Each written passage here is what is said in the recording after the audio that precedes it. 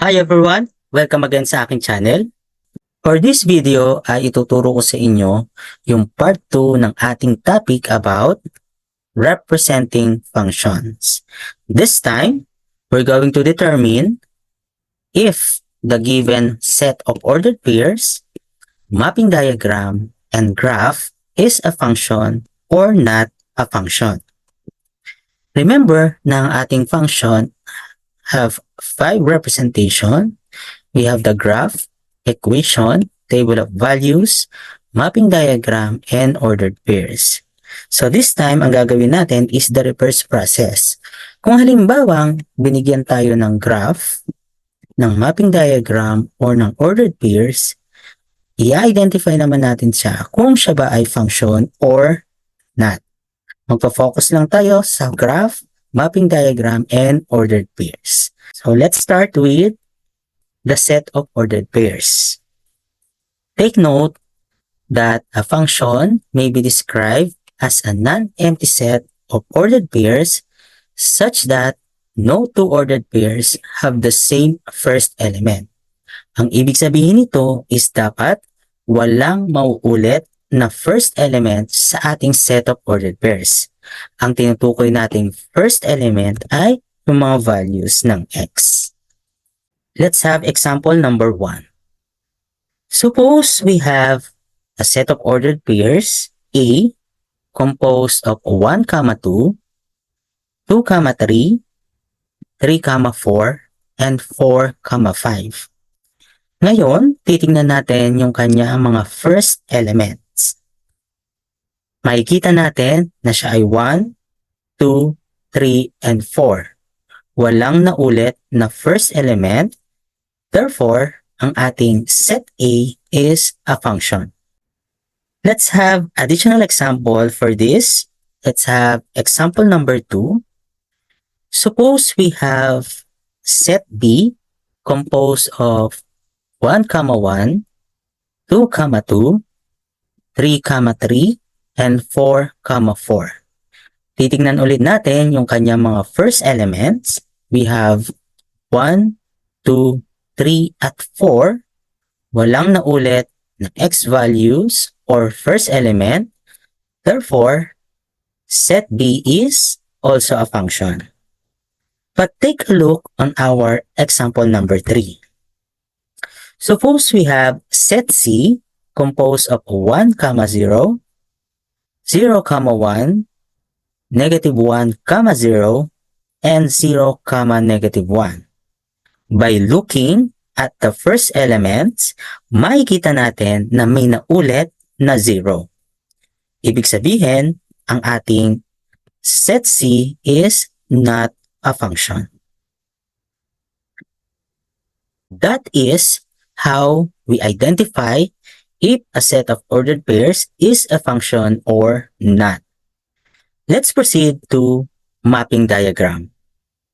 Take note that a function may be described as a mapping diagram of its domain and range such that each element of the domain corresponds to only one element of the range.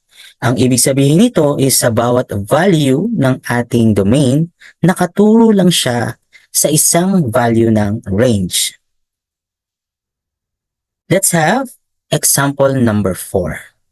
Suppose we have diagram D composed of 4 values of the domain and 3 values of the range. Makikita natin na sa bawat value ng x, nakaturo lang siya sa isang value ng y.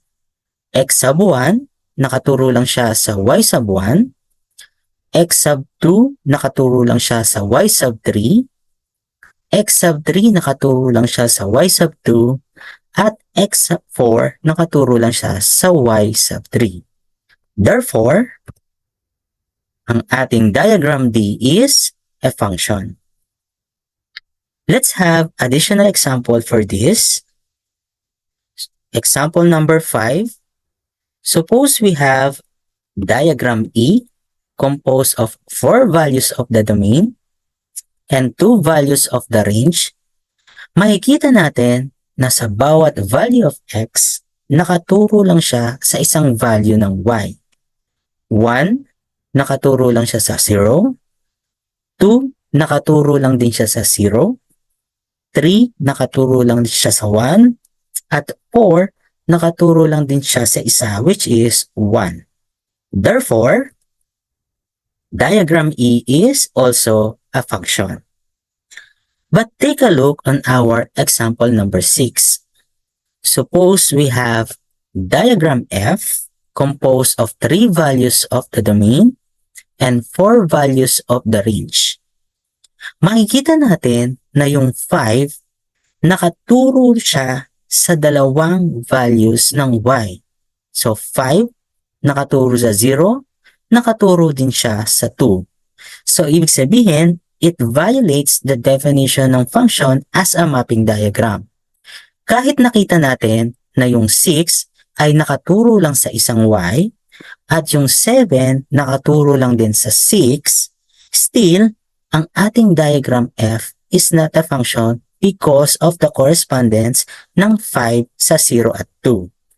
Therefore, ang ating diagram F is not a function. That is how we identify mapping diagram if a function or not. Let's proceed to graph. In order for us to determine a graph, if it is a function or not a function, we will use the vertical line test. The vertical line test states that if any vertical line drawn passing through a graph intersects the graph at exactly one point, then the graph is a function. Ito yung ibig sabihin ng vertical line test. For example, meron tayong dalawang graph here, graph number 1 and graph number 2. And then we're going to imagine a vertical line that will pass through our graph. Makikita natin sa first illustration na yung vertical line natin, pag nilakad natin from left to right, isa lang lagi yung tatamaan niya sa graph. Ibig sabihin, the graph is a function. Then yung nasa kanan naman nating illustration, makikita natin na yung vertical line natin ay tatama ng dalawang intersection sa graph. Ang ating graph is not a function. In order to understand the vertical line test, let's watch the animation.